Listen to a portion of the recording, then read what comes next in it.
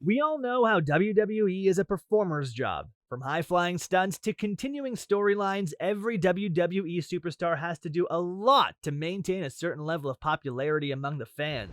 However, sometimes superstars leave the realm of professionalism and start beefing against each other. Keeping that in mind, we're diving into the gritty side of the wrestling world where rivalries go beyond the scripted storylines. So without further ado, let us begin. WWE, or formerly the WWF, has had a lot of real-life rivalries amongst their list of performers. From the outside, it might feel like everything is fun and games, but trust me, when you get to know these rivalries, you realize these people do not mess about.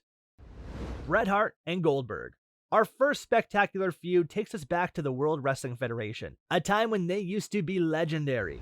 Wrestlers like Bret the Hitman Hart and Goldberg were household names, and each of them had a huge fan following. But they didn't like each other, because when Bret Hart and Goldberg met in the ring, it appeared to be a match made in wrestling heaven, but tensions were building behind the scenes. Due to Goldberg's irresponsible action during Starrcade 1999, Hart suffered a major injury. Normally, you get these injuries, but Bret Hart was really pissed and he didn't even mince words, accusing Goldberg of being unethical and even saying, "You might as well wrestle a real gorilla." Goldberg defended himself, but the animosity was palpable. CM Punk and Ryback. Next up, we have a feud that was set in a much more recent time compared to the Bret Hart and Goldberg days. I'm sure many recent WWE fans would know about CM Punk and Ryback.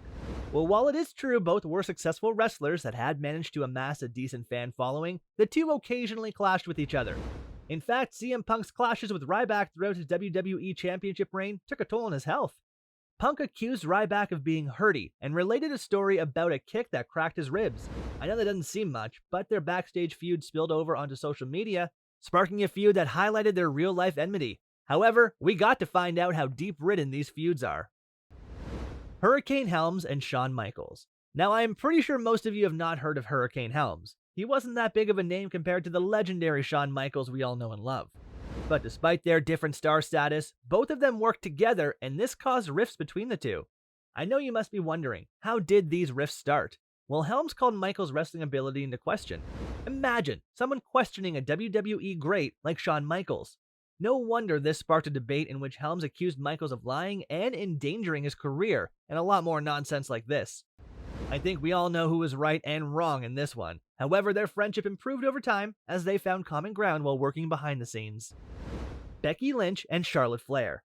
Next up, we will change things up and we'll be talking about women's wrestling in the WWE. But that is not why we will be talking about this one, because this is a tale between two friends that slowly turned into hate for each other. Goes on to show that even among friends, things may get heated.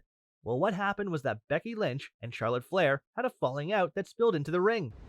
Following a contentious title exchange section, their backstage brawl showed their real-life conflict.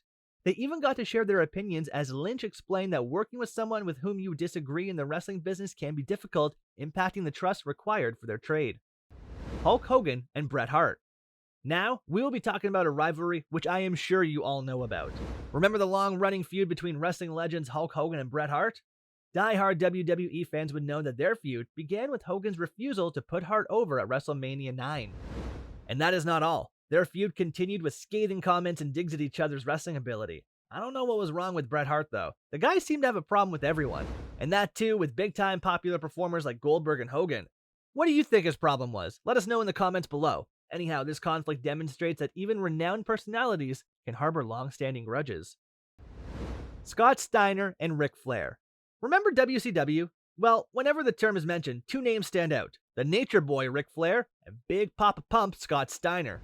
As you all know, Flair dominated the main event scene during his WWE tenure, while Steiner transitioned from tag teams to clinch the WCW World Championship in 2000. Despite years together, their feud began in 1991, when Steiner believed Flair intentionally underperformed.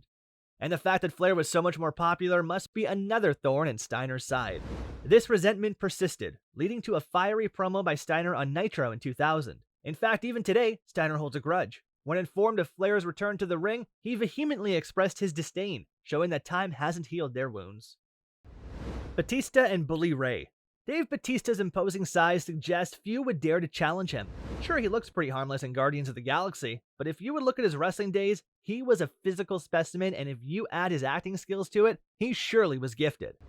However, he wasn't the best at maintaining good terms with your colleagues, as there's an unexpected tale of an altercation with WWE peer Bully Ray, formerly Bubba Ray Dudley, during their Evolution days. In a Ruthless Aggression episode, Batista recounted a match where the Dudley boys faced Orton and Batista, leaving both teams battered and fostering resentment due to perceived roughness. Batista believed Bully Ray's animosity stemmed from envy, as they were now aligned with Ric Flair and Triple H.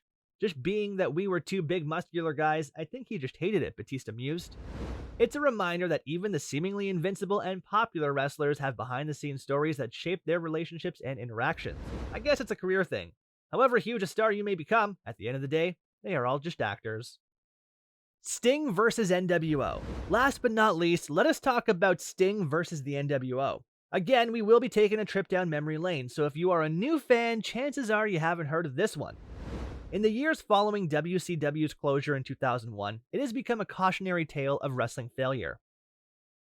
From Chucky of Child's Play to the pricey yet unsuccessful Kiss Demon gimmick, WCW's missteps during the Monday Night Wars stand out. Still, amidst its flaws, the promotion did manage to tell satisfying long-term stories.